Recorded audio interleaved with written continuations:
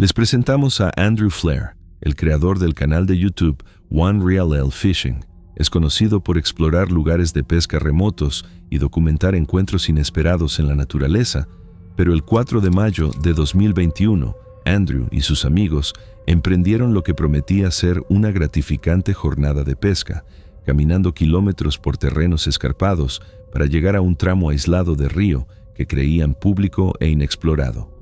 Y lo que comenzó como una salida de rutina rápidamente se convirtió en una confrontación tensa e incierta que no habían anticipado. Well, the brown trout like rocks, and the salmon turtle looks like a rock. Wait, there's someone fishing over there. There's people fishing over there. No, they're serious. Wait, are you kidding me? I'm not kidding you. Look at that. Check this out, guys. Huh? Wait, where's Bald Eagle? Where's Bald Eagle? Way in the distance. Oh, way in the distance. Let's go check this out, guys.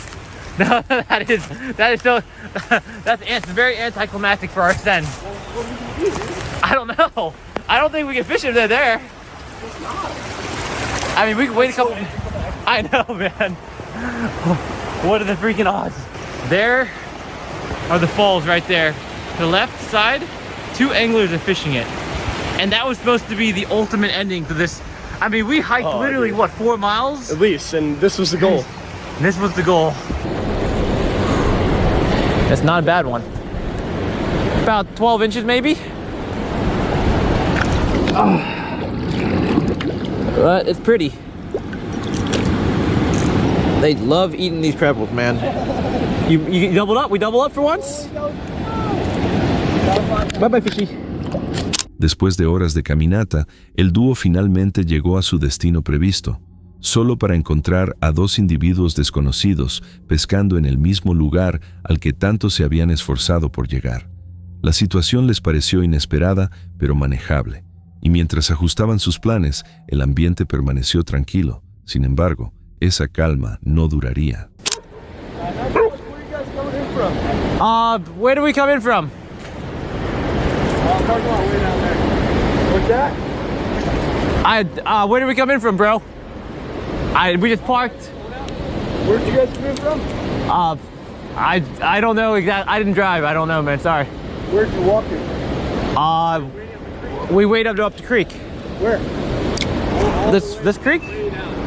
This creek's. Explain to me exactly where. Yeah, 4 miles downstream. So all those no trespassing signs you walk past, they didn't mean anything?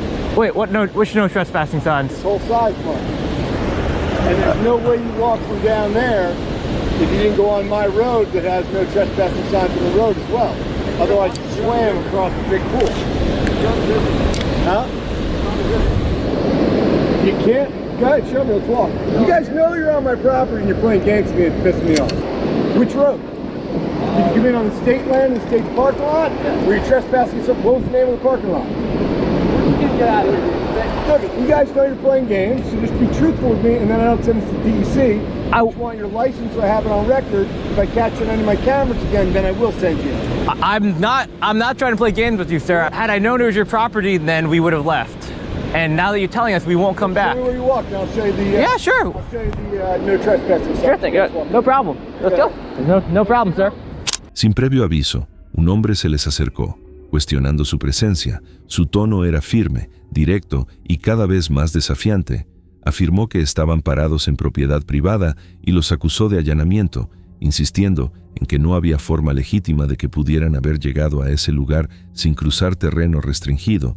Lo que comenzó como una simple pregunta rápidamente se convirtió en un interrogatorio cuando exigió saber exactamente por dónde habían entrado. How did you get here? You told me you parked on the state land. There's no way, this way on the state land, you didn't get to this spot. You got to this spot without swimming, and you're not wet. You're wading the river. Do you want to walk down? It's not that way. That's all my property. I'm walking in the woods, so it might be easier. So great. If you are publicly on property that is not yours, I have a right to ask for your identification. Otherwise, I promise you with my motorcycles and all the boys up there, we're going to get to your car before you. We're going to take a picture of every license plate, and I'm going to have your picture that can tie to your license and your driver's license. We parked past and parked in a parking lot right there, and it did say Then you went through a gate, correct? No, there's no gate. There's no gate. First of all, I'm not comfortable with the way you're talking to us. I'm not comfortable with the way you're talking to me. Stand on my property. You're being very aggressive. So, what we're gonna do? It's my property. We had no idea. You know you're not on the right property. Do you own any property in here? Because I own from all the way down there until all the way up there. Great. You know what we can do? We can go. I'll have the rest of my crew call the DEC. I'll meet Ranger Jim here with you guys, and you can get formally cited if that's what you'd like. We're gonna leave, and we apologize, okay? Okay, so when I asked you where you parked, why are you lying to me? Because why do I want to tell you where I parked? You seem like a dangerous individual. Oh, stop with your dangerous millennial crap. Right now, you're on my property, and if you parked up there, you went through a combo gate that you either had a key to, We did not. or you stole my combination. All right, let me. I'll handle. Start telling the truth instead of playing games with me. And you can post it wherever you want. Yeah. I don't care. A medida que la conversación se intensificaba, la tensión se volvía inevitable. Las afirmaciones del hombre se tornaron más serias, declarando que era dueño no solo de los terrenos circundantes, sino también de una parte significativa del río. Amenazó con involucrar a las autoridades, mencionó cámaras de vigilancia y advirtió que podría rastrearlos hasta su vehículo. A pesar de que Andrew y su amigo intentaron mantener la calma y explicar su ruta, el hombre siguió presionando, convencido de que estaban ocultando la verdad. If you're on somebody else's property, just be polite. And I would say, hey guys, you're on my property. That's fair. It's public. All right, we're about to go, bro. He's. I mean, we're cool. So we're not going to come back here, and we You apologize. can. Just look at the maps. Okay. You're crystal clear where you are. Gotcha. But you're standing, obviously. Yeah. Well, I appreciate the information, and like you said you own this half of the river from the post sign, and about approximately how far down do you own, just out of curiosity? Further than you can walk. Further than I can walk. Okay, so just know that. State land is all the way down past. What's the name of the road? The state land is all the way down past that. Okay. You guys can fish that side. You want to and fish up through, you cross over into there. Stay on this side. Okay. Here is your private property. Okay, gotcha. Right? All right. I got my neighbors and their kids. There's shooting ranges up there. You end up creating a danger for yourself and a risk for us. Sure. That's not good. Yeah, I agree. And we apologize and thank you for the information. So in the future, if we do come here, we'll be sure to stay off your land. River you're fishing on? Where's the state land in the river? There? Come on, I'll walk with you guys. Show me how you walked in. Come.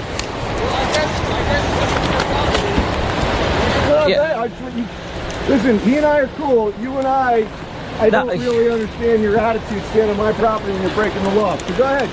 I apologize. You were scaring me a little bit. You're scaring me too. I'm out here with my family and I got my boys up there and you guys are on my property. Para calmar la situación, accedieron a abandonar la zona, pero incluso mientras intentaban obedecer, el interrogatorio continuó.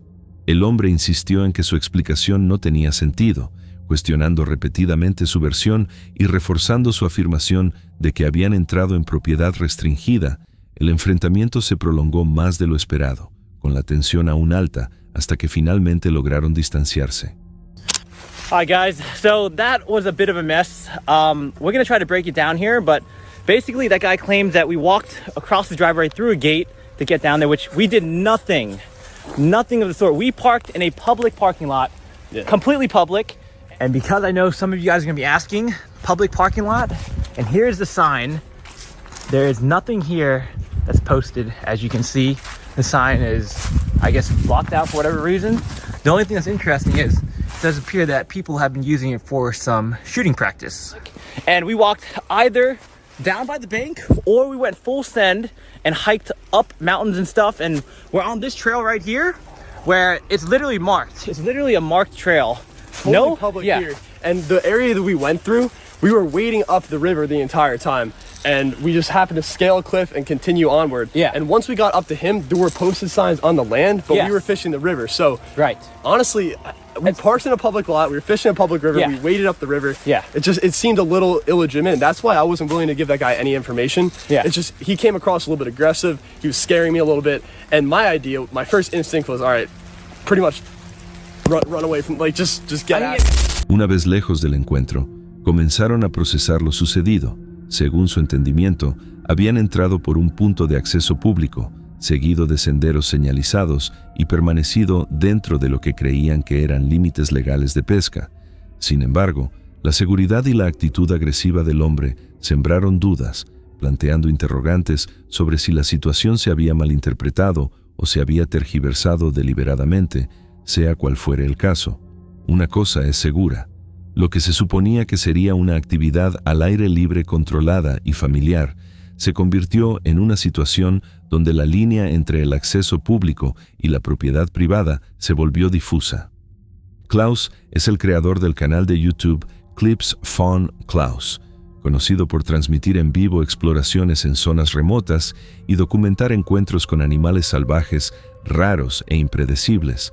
Pero el 7 de septiembre de 2025, Klaus se propuso el reto de identificar más de 100 especies animales en un solo arroyo, aventurándose solo en un bosque denso y desconocido. Lo que comenzó como un objetivo rutinario, pronto se convirtió en algo mucho más peligroso. Un encuentro que lo llevaría a una situación que no podría controlar. It looks so bad while it's moving.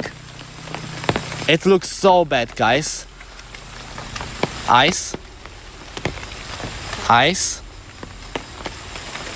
Oh no, no, no, no, no, please, please, please, please, please. There are eyes, there are eyes. Oh my gosh, guys, there is something big. Oh my gosh. Where is it? Oh no. My heart, guys, right now. It's over. What the?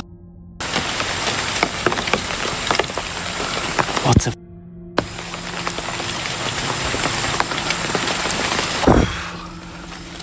Okay. I don't know. Shall I stay loud or not, guys? Wait. I try to look with my eyes right now. I don't know if you see what you see. What the? Definitely eyes, guys. Oh, what the? I'm shaking, guys.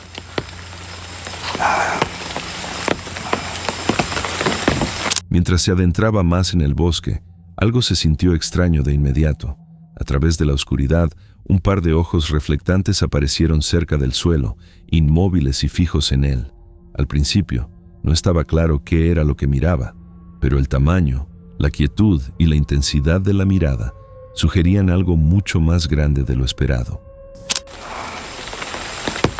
Okay, guys, when this is a tiger, there's only two possibilities for me. I'm shaking. Only two possibilities: I just run at it and scare it, or go out slowly. Where is it? What the? Oh my gosh.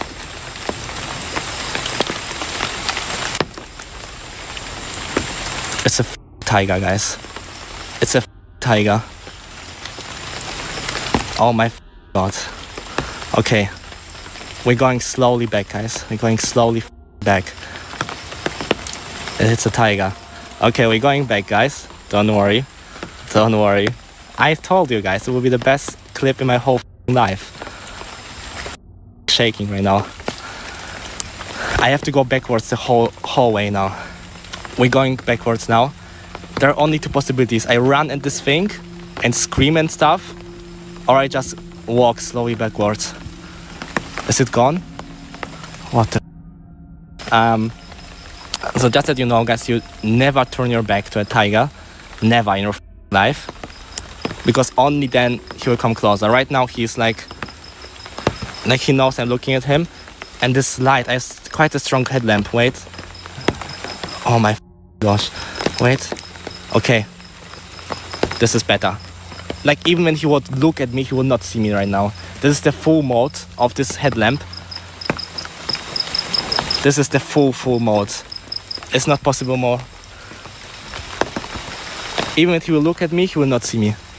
Con cautela, comenzó a retroceder con cuidado, sin perder de vista al tigre. Cada movimiento era deliberado y cada paso, meticulosamente calculado. Sabía que darle la espalda, aunque fuera por un instante, podría provocar una persecución. El tigre no atacó, pero tampoco retrocedió. Se quedó observando, atento, paciente, e impredecible. I mean, we go again to the other side, okay? I mean, let's leave this part of the forest. Let's leave it be. About to be 10-hour stream. Yeah, very bad. What's 80? Okay, guys. Species number 80. I mean, it wasn't an animal, right? Whatever it was, tiger, leopard, whoever it was. So, the next forest, guys, where I will never go again. I mean, this side, never. It's over. Finalmente, al crear suficiente distancia, tomó la decisión de abandonar la zona por completo. El desafío del arroyo, el objetivo. Todo eso se volvió secundario. Lo que había encontrado no era algo que valiera la pena investigar o documentar. Era algo que debía evitar, y aunque se alejó, persistía la incertidumbre sobre si el animal se había marchado realmente o si simplemente había optado por no seguirlo. Klaus se encontró cara a cara con un depredador y de alguna manera salió ileso. Pero, ¿fue realmente suerte? ¿O fue la casualidad lo que le permitió abandonar el bosque a salvo? Sophie es la creadora del canal de YouTube Sophie Dossi, donde documenta desafíos extremos y entornos insólitos que ponen a prueba tanto la flexibilidad física como la resistencia mental, si bien su contenido suele incluir acrobacias y proezas de alto riesgo. Algunas de sus experiencias más intensas provienen de cuevas estrechas, terrenos inestables y pasajes subterráneos que se vuelven más angostos a medida que uno se adentra. Pero el 20 de abril de 2024, Sophie se adentró en un profundo sistema de cuevas junto a dos guías experimentados, James y Edward. Su objetivo era ambicioso: descender miles de metros bajo la superficie y alcanzar una cámara de cristal oculta, de la que se rumoreaba que solo un puñado de exploradores había sido avistada. Pero la ruta hacia esa cámara requería atravesar secciones de la cueva por donde el cuerpo humano apenas cabía. I feel like the boogeyman's down here.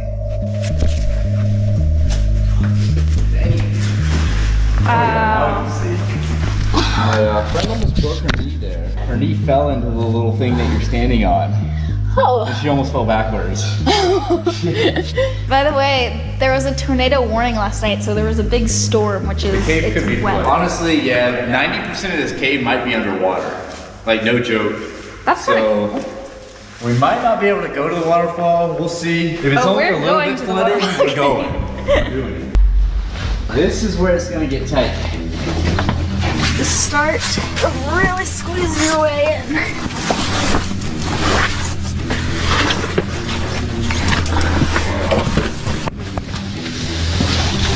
You don't want to go that way. Why don't you want to go that way? That way is nothing but misery. Wait, why? Look how bad it looks. Oh my gosh. El descenso comenzó con cautela cuando el equipo entró al sistema de cuevas por una estrecha abertura que rápidamente los obligó a pasar por pasajes bajos, conscientes de la alerta de tornado emitida la noche anterior. El equipo sabía que la tormenta en la superficie podría afectar drásticamente las condiciones en el interior.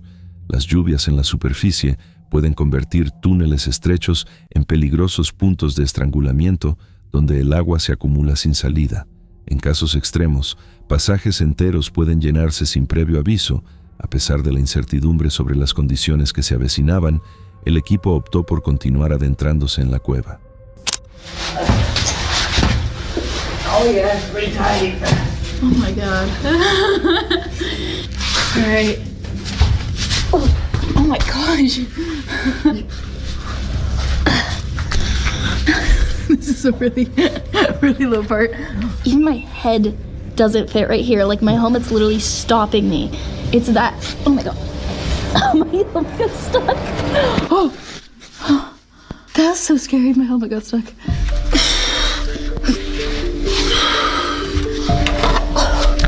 Oh my gosh. You guys do this for fun? Kinda. It's kind of fun. This is definitely the hardest part. So not this one that I'm on? No, it gets harder right here. Oh my god. Skinny.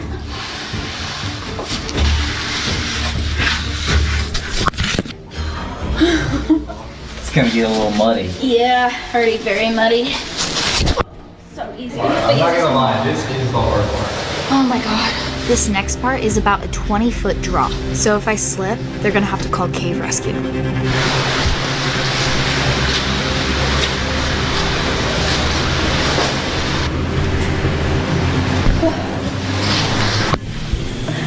So easy.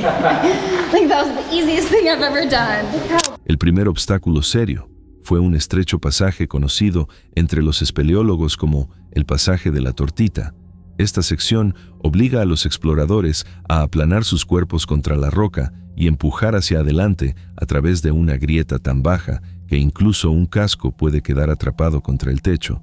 Más allá del estrecho pasaje, la cueva descendía hacia cámaras más profundas donde el entorno se volvía cada vez más inestable. El barro cubría el suelo y las paredes, convirtiendo los simples puntos de apoyo en superficies resbaladizas. I even witnessed crystals that only the most daring thrill seekers get to see. So pretty. This is definitely the stickiest room. Yeah. This is just full of loose rock. I could tell. So it's a crack about this big, and it goes down like 10 or 15 feet vertically. So you're basically just squeezing yourself down this little crack. Basically, here? do what this rock is gonna do.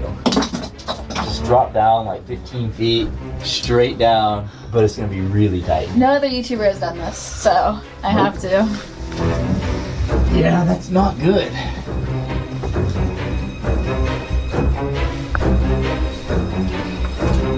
Oh my god. Okay, I see.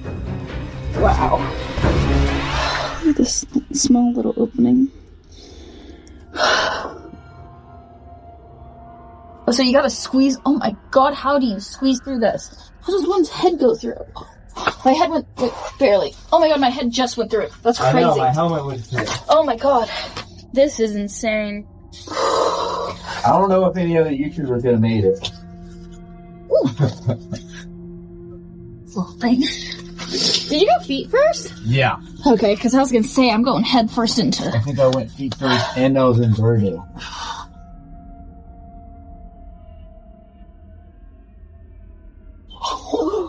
I'm scary. Yeah, because there was mud there. Oh my god. We did it! That was the best part though. Yeah. Our first time in here, we made it like not even to the waterfall, so. Oh, really? Yeah. Oh my god, look at me. Well, Después de horas en las profundidades de la Tierra, el túnel finalmente se abrió al destino que habían estado buscando, una cámara oculta revestida de delicados cristales de cueva. La runa de cristal señalaba uno de los puntos más profundos y accesibles del sistema de cuevas.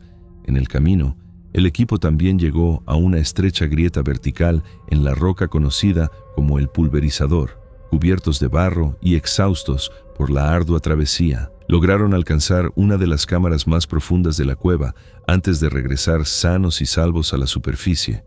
La expedición de Sofía a la cueva terminó sin incidentes, pero su experiencia dejó una pregunta imposible de ignorar. ¿Dónde debería estar dispuesto a llegar uno en entornos donde el margen de error es casi inexistente? En cuevas como esta, una vez que uno se adentra en un tramo estrecho, a menudo es imposible dar la vuelta. Conoce a Daniel y Joe, los creadores del canal de YouTube Bell Explorers, conocidos por investigar zonas boscosas remotas en todo el Reino Unido, lugares a menudo vinculados a leyendas locales, encuentros inexplicables y un folclore inquietante. Pero el 22 de julio de 2024, regresaron a un lugar conocido como Daring Woods, a menudo llamado por los lugareños Screaming Woods, tras una visita anterior que terminó en pánico cuando algo desconocido los obligó a huir de la zona. Decididos a afrontar lo que habían vivido, volvieron, esta vez con la intención de quedarse más tiempo, mantener la calma y capturar lo que pudiera revelarse. Me and Joe, we're literally maybe 10 meters down for it because the original spot where we was last time is so overgrown you can't actually see anything, so we haven't heard anything as of yet, so we're getting absolutely battered by mosquitoes. Yeah. It's so hot and so Humid, isn't it? yeah, what was that? I had a bit of a yeah. I'm getting battered by the mosquitoes. There's some creepy old paths down here.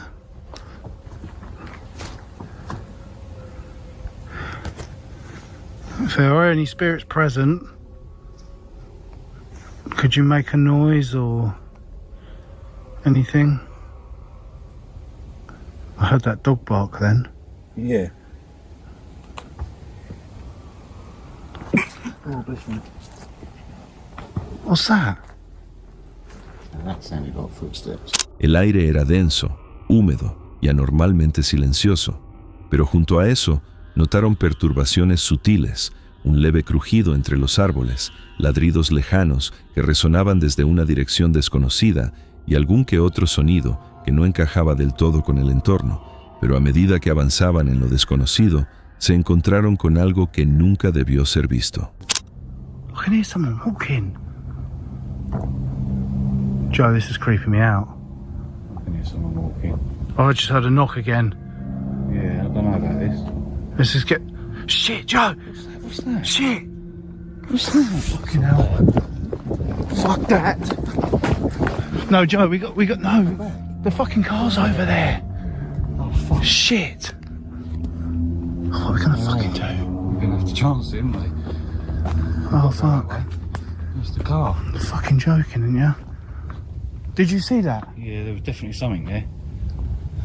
I swear, it looked like a person. It did look like a person, didn't it? Walking across. I don't want to go that way, Joe. Oh, I'm not sure about this, you know.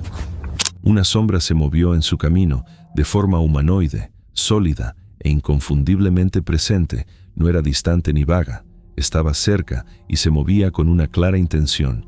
La figura apareció solo por un instante antes de desaparecer entre los arbustos, sin darles tiempo a procesar lo que acababan de ver. Mientras intentaban reposicionarse, un movimiento más inquietante comenzó a surgir detrás de ellos. I don't even fucking... we're not running.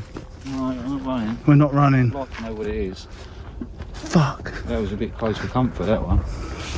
Fucking hell, Joe. I'm getting a distance on that. I ain't fucking playing with that shit, mate. We're not running though. We're just gonna keep a distance because this happened to us last time and now something's livened up. We've pissed something off or something and we don't know what it is. No. Shit, but there was something this side as well though. Yeah. Wasn't there? That was the shadow of a bloody bush. I can see a light. What's the lights? Oh shit. Oh, that's the car park. Is that the car park? Yeah. Shit, I just saw someone down there.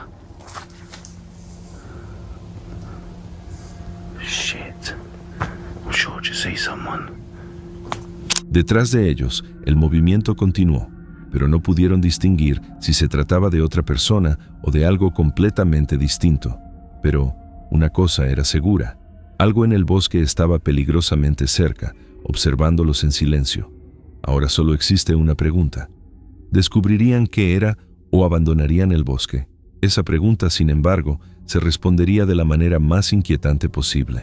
Shit, what was that? What's that? Is that someone up there? Shit, is that something? I can't even see. No.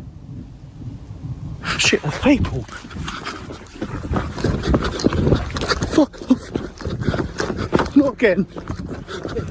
We can't do this shit. Every fucking time. We ain't doing this. Which way was it? This way. Oh, fuck. I ain't fucking doing that. We need a car. They're fucking following us.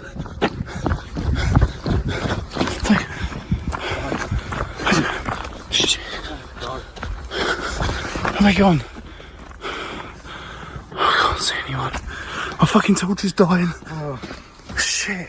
Yours is 1%, mine's already gone. Let's get out of here. Fuck. Fucking too many gates to jump. It was dried in this. Softies. Fuck it. Los sonidos, el movimiento, las sombras, todo parecía seguirlos. Cuando las luces de ambos comenzaron a fallar y la visibilidad disminuyó, tomaron la decisión de retirarse, navegando por terreno desconocido, de regreso a su vehículo. Lo que habían visto no se comportaba como un animal salvaje, se movía con determinación, interponiéndose entre ellos y su huida. Lo más inquietante de todo, no desapareció cuando esperaban. En cambio, permaneció observándolos, esperando algo. ¿Se trataba de una persona escondida deliberadamente en el bosque, observando cada uno de sus movimientos? ¿O era algún animal salvaje confundido en la oscuridad y la confusión? Tal vez era algo completamente distinto, algo que sabía perfectamente lo que hacía. Estas inquietantes imágenes provienen de Rick, el creador del canal de YouTube Rick in His Van, donde documenta la vida en la carretera a bordo de su furgoneta camper. Rick viaja de un lugar a otro, compartiendo no solo sus viajes por el país, sino también los altibajos de la vida en furgoneta, junto con consejos prácticos y trucos que ha aprendido por el camino. Pero el 26 de octubre de 2023, Rick emprendió lo que esperaba que fuera una aventura más, aunque esta vez sería muy diferente. Decidió acampar durante la noche en un bosque conocido por su fama de estar embrujado. Fue un reto personal, pasar una noche entera solo en un lugar que muchos lugareños evitaban después del anochecer. Pero lo que comenzó como un viaje tranquilo y aparentemente pacífico, pronto se convertiría en una de las experiencias más aterradoras de la vida de Rick. This is the common. Now, I've been here before and shot a few videos here before. I did one on my shower and a couple of other things that I've filmed here. It's only up the road from me, so it's a really easy place to come to. And it's lovely, and you can wild camp here, and you are allowed, and you can camp in your vans here, and you're allowed as well. Something to do with bylaws and some common land. I think this is like one of 10 places in this country where we can actually do it. So I'm here, I'm just going to sit in the van, make myself something to eat, let it get a bit colder and a bit darker, and then I'm going to go off into the woods over there and see what we can find. There you are. Still using this new gimbal of mine, getting used to it. So right, let's get some food on. Right, so this is home for the night. First things first, dinner. What have I got? Nothing particularly exotic or gourmet. Hot dogs, frankfurters, but they do taste amazing. So I'm going to get those. Oh, I've got some crisps as well. Some of these new crisps that are out, which I love. I am missing a beer. That's the one thing I didn't bring, but I have got coffee. So that's the main thing. First, let me just take you outside. I haven't shown you exactly where we are and where the van is. So,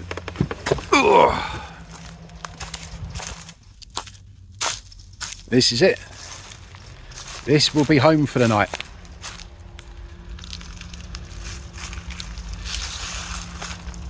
They're the woods that we're going to.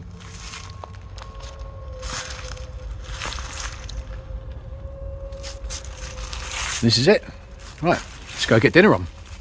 Rick encontró un lugar apartado en lo profundo del bosque, un sitio que ya había visitado y que le resultaba familiar. Aparcó allí su furgoneta para pasar la noche. El aire era fresco y la atmósfera tranquila y silenciosa, esa quietud que solo se encuentra en la soledad absoluta. En ese momento, nada parecía fuera de lugar. Una vez tranquilo, Rick decidió almorzar. Empezó a preparar hot dogs y panecillos, planeando una comida sencilla antes del anochecer.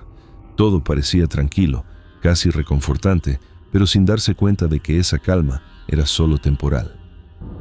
Just going to tuck into these. I don't judge. I have made 4. I am a hungry man. All right, and I'm not the smallest of people, so don't judge me, but I am going to double up on the sausage inside the bun. Right, I'm going to scoff these and then get ready to go into the woods. No idea where on earth I'm going. Just going to follow the, well, pathway. I wish there was a path. Let's just go this way. Let's see where we're going. Right. I mean, this is ridiculous. I've got no idea where I'm going. Oh, there's a gate. Let me go through here. Oh, hello. What's that? What is that in the woods there? Look, what's that? Ah, I think I found the church. That was easy.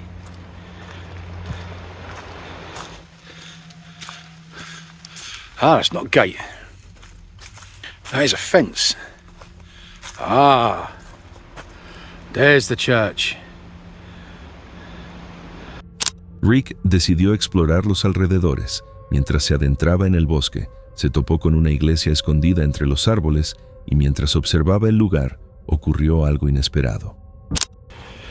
Oh, right, let's go and have a look. Just check this out. I'm come prepped with the best torch in the world. Oh yeah, look at that. What is a little church like that doing in the middle of the woods?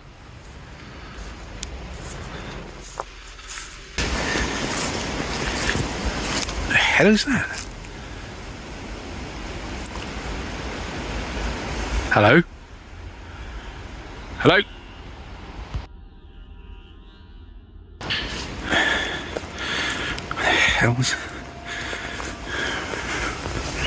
Hang on. Did you see that? Or was that just me? There's my gimbal. I left my gimbal there.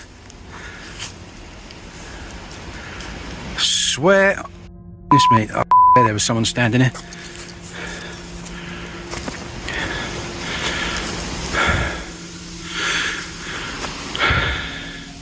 There was someone standing right here. I swear to God, there was someone standing right here by my gimbal.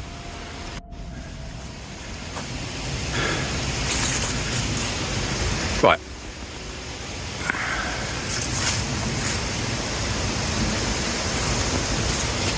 Right, that's freaked me out a little bit, so I'm just gonna go. Shut up.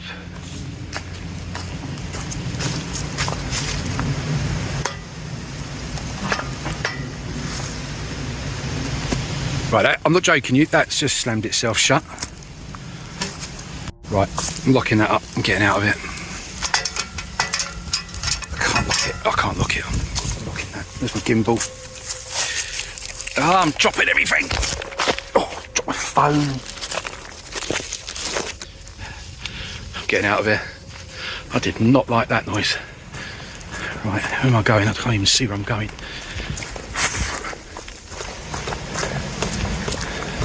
Right, that was weird. De repente, Rick vio una figura vestida completamente de negro, de pie, perfectamente inmóvil como un maniquí en la oscuridad más absoluta. Instintivamente, alzó la linterna y la dirigió hacia allí. Pero en un instante, la figura desapareció.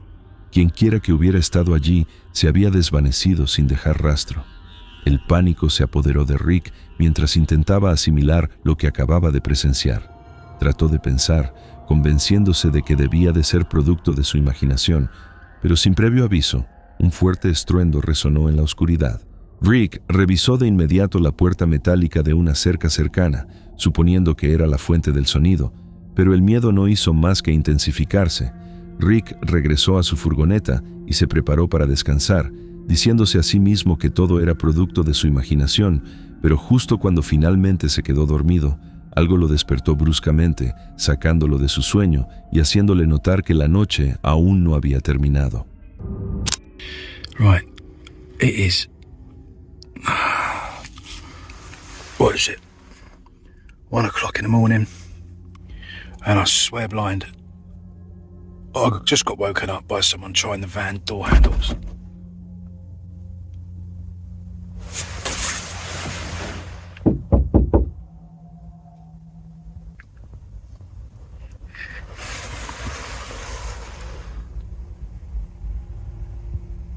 Right, there was a knock. There was definitely a knock. Someone was trying the van door handles as well. I'm gonna turn the lights out. Someone was trying the van door handles. Okay. I heard a car pull up. There's definitely a car pulled up outside. I'm gonna have a look.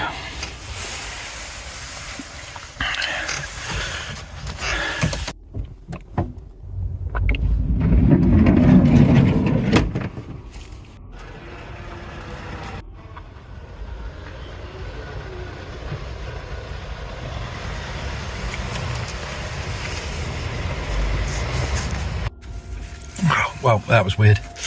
I opened the van doors and then within a minute there was a car reversing up and it's just driven off. So it's all quiet out there now, so I'm just going to try and get myself back to sleep. I don't know who they were, but... Alright. We're all locked up, so we're safe. They can't get in, hence why they were knocking. So I'm going to roll over and I'm going to try and get back to sleep because it's 1:45 now, so try again. Alright.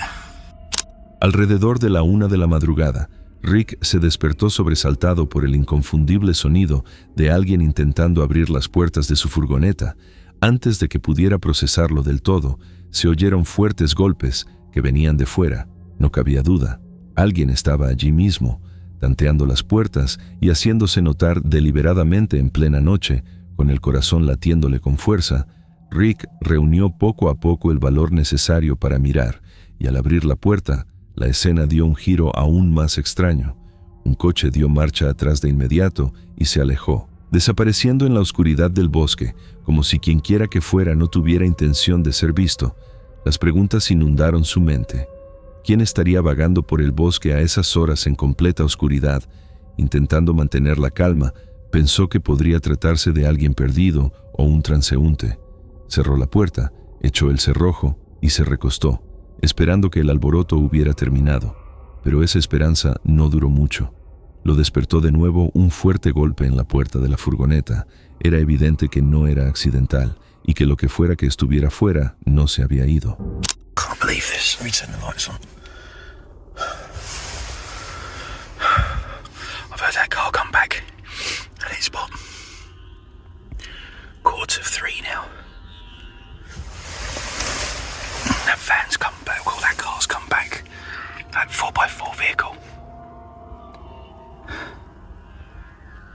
I can't hear anyone.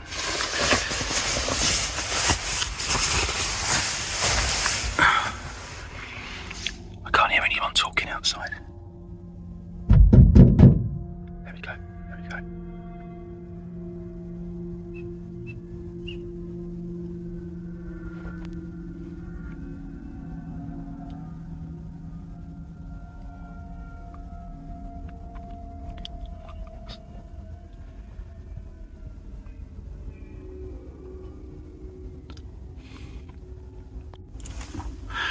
Right. I literally haven't slept.